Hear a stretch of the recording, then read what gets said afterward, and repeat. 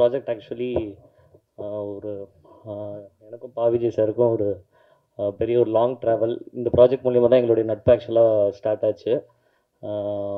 ஆக்சுவலாக first thanks நான் பாவிஜய் சாருக்கு சொல்கிறேன்.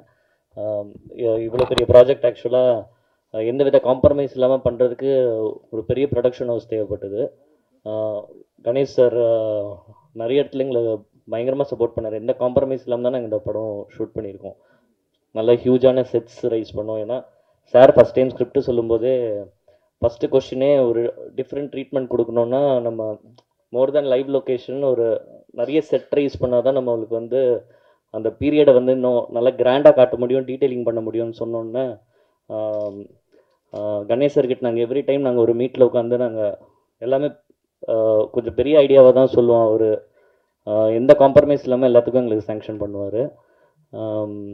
ஆல்சோ எனக்கு இந்த படத்துடைய ட்ராவலில் நான் சொல்லணுன்னா எனக்கு மோர் தானே நான் இந்த படம் நான் நிறைய வாட்டி பார்த்து இந்த ஆடியன்ஸாக பார்க்கும்போது எனக்கு இந்த படத்தில் சாரோட ஸ்க்ரீன் ப்ளே ரொம்ப டிஃப்ரெண்ட்டாக நல்லா ஆடியன்ஸை என்கேஜ் பண்ணுற மாதிரி ரொம்ப நல்லா அதை வந்து அசம்பிள் பண்ணியிருந்தார்.